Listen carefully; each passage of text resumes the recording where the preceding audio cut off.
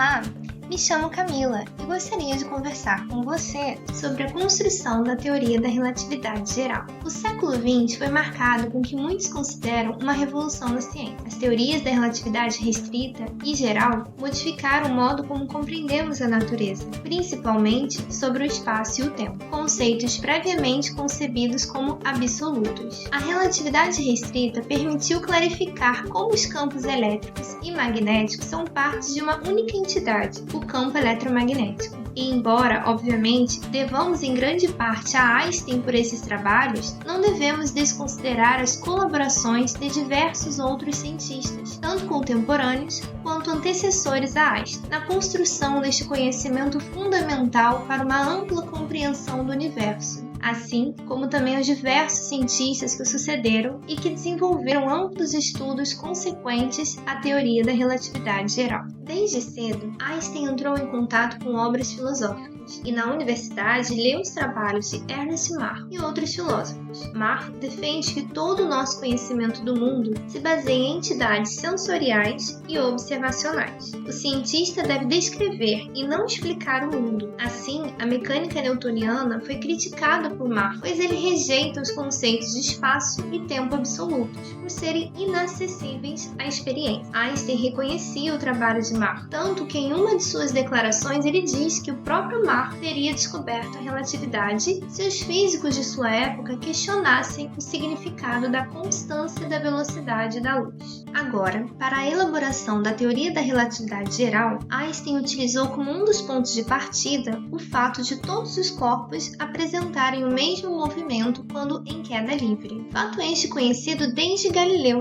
suspeitando que isto seria um princípio da natureza e não apenas uma propriedade dos corpos em queda livre, deu um nome para ele, princípio da equivalência, que estabelece que as observações realizadas num sistema de referência acelerado são indistinguíveis daquelas realizadas no interior de um campo gravitacional. Note que o desenvolvimento desta ideia implicaria em reformular as ideias sobre a gravitação universal, tão bem estabelecidas por Isaac Newton em fins do século XVII, e tão corroboradas desde então. Para Newton, existem dois conceitos de massa, a gravitacional e a inercial. A primeira, responsável pela existência da força gravitacional, e a segunda, pela resistência de um corpo a uma força aplicada sobre ele. Desde Newton, sabe-se que essas massas são iguais, o que faz com que as trajetórias dos corpos num campo gravitacional sejam independentes de suas massas. Einstein, entretanto, levou essa constatação a um novo patamar, na consideração de um princípio físico. Einstein, revisando a teoria da relatividade em 1907, formulou a ideia mais feliz de sua vida. Um passageiro dentro de um elevador em queda livre não sentirá seu próprio peso. Ele não saberia distinguir se o elevador cai em queda livre ou se alguém desligou a gravidade. Ou seja, tudo se torna imponderável dentro de uma cabine não acelerada em uma região livre de influências gravitacionais. E quando esta cabine se movimentar com aceleração igual a g, o ocupante sentirá o efeito equivalente à gravidade. Como Hilt nos apresenta, a relatividade especial chama-se especial no sentido de que ela lida com sistemas de referência em movimento uniforme,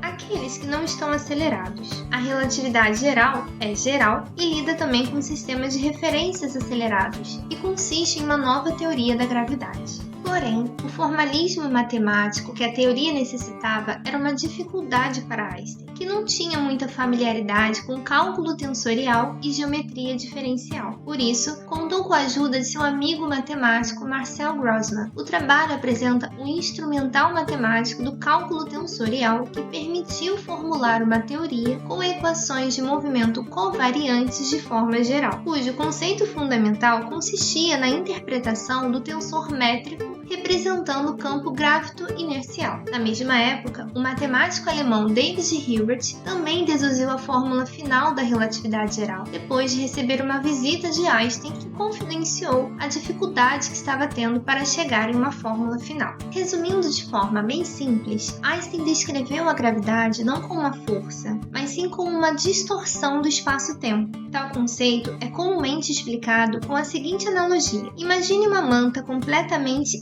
esticada, amarrada em 4 pontas a suportes fixos. Imagine que a superfície dessa manta é o espaço sideral. Se colocarmos um objeto leve em cima dessa manta esticada, tal como uma bola de gude, ela será deformada, ainda que pouco. Se, ao invés da bola de gude, colocarmos um objeto mais massivo, a deformação será maior. Se colocarmos os dois objetos próximos um do outro, o corpo menor será atraído para o maior por causa da deformação causada por ele. Essa deformação seria análoga ao que ocorre com os corpos no espaço. Todo corpo, devido à sua massa, deforma o espaço, assim como a bola de gude e a bola de futebol, por exemplo, deformar a manta, atraindo tudo à sua volta. Essa deformação seria a gravidade. Segundo Lorentz, havia 3 testes chaves que constatavam a precisão da teoria de Einstein em relação a de Newton. A discrepância, plenamente explicada por Einstein, do periélio de Mercúrio, que na época intrigava os astrônomos, o desvio da luz devido à ação gravitacional, que, no caso de grandes massas tais como a do Sol, segundo o trabalho de Einstein, apresentaria uma deflexão correspondente ao dobro do previsto pela teoria antiga, e o desvio das raias espectrais para o vermelho, o redshift gravitacional. Assim, o eclipse do Sol de 20 de maio de 1919 resultou em uma impressionante confirmação da nova teoria do poder atrativo universal da gravitação, desenvolvida por Albert Einstein e que teve a colaboração de muitos cientistas antes e depois de sua publicação. A observação deste eclipse foi feita por 2 equipes inglesas enviadas em expedições a locais favoráveis à observação do eclipse. Uma expedição foi para a Ilha do Príncipe, no Golfo da Guiné, cujos observadores foram Eddington e Coulthard, e a outra foi para a cidade de Sobral, no Brasil, tendo Cromley e Davidson como observadores. Segundo Lorentz, as condições climáticas foram mais favoráveis em Sobral, onde o céu ficou completamente sem nuvens durante 4 dos 5 minutos de duração do eclipse. Embora a expedição de 1919 ao Brasil de fato tenha apresentado resultados que corroboraram com o trabalho de Einstein, tendo portanto uma relevância histórica incontestável, é fato que à época este resultado foi questionado devido aos efeitos físicos gerados pelo calor característico da região onde ocorreu o experimento sobre os equipamentos utilizados, de tal forma que outras 2 expedições foram realizadas, na Austrália em 1922 e no Brasil em 1947. E embora os desvios da luz detectados nessas expedições tenham sido maiores que os feitos previamente na expedição de 1919, as medidas ainda se encontravam dentro da margem de erro associada ao experimento, ou seja, tudo ok.